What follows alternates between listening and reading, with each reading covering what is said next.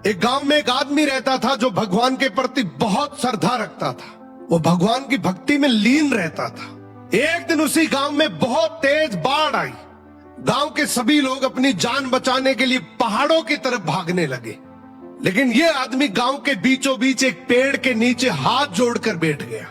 तभी एक गांव का भागता हुआ आदमी आया और बोला, अरे भाई जल्दी चलो, नहीं तो तुम डूब जाओगे। ये आदमी बोला, मुझे मेरे भगवान पर भरोसा है, वो मुझे बचा लेंगे, तुम जाओ। फिर एक आखिरी नाव आई। नाव में बैठे लोगों ने कहा, अरे भाई तुम पागल हो गए क्या? पानी का लेवल बढ़ रहा है, जल्दी से नाव में आ जाओ, नहीं तो डूब जाओगे। लेकिन ये आदमी फिर बोला, मुझे मेरे भगवान पर भरोसा है, वो मुझे डूबने नहीं देंगे। अब धीरे धीरे पानी इतना बढ़ गया कि उस आदमी को पेड़ पर चढ़ना पड़ा। तभी एक आखिरी रेस्क्यू के लिए हेलीकॉप्टर आया और उसके सामने एक रस्सी फेंकी और कहा कि जल्दी से रस्सी पकड़कर ऊपर आ जाओ, नहीं तो डूब जाओगे, पूरा गांव जलमग्न हो चुका है। यह आदमी गुस्से में बोला, मैंने बोल दिया ना, मुझे मेरे भगवान स्वयं बचाने के लिए आएंगे, मुझे मेरे हाल पर छोड़कर तुम यहां से चले जाओ।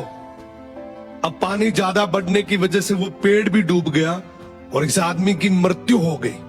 आदमी ऊपर जाकर बोलता है, भगवान मैंने आपसे ये उम्मीद नहीं करी थी, मैंने तो आपकी इतनी भक्ति करी, इतने यज्ञ करे, इतना दान पुण्य किया और आपके ऊपर अटूट भरोसा किया, फिर भी आप मुझे बचाने के लिए नहीं आए। भगवान बोले, मैं तुझे बचाने के लिए एक बार नहीं बल्कि 3 बार आया था। पहले उस आदमी के रूप में, उसके बाद नाव के रूप में, और आखिर में तू फिर भी नहीं माना तो तेरे लिए हेलीकॉप्टर भी लेके आया, लेकिन तूने हर बार मौका ठुकरा दिया, इसलिए मैं तुम्हें बचा नहीं पाया। इसी तरीके से इस दुनिया में बहुत से लोग हैं जो अपने जीवन में बहुत दुखी हैं, लेकिन कुछ करते नहीं हैं।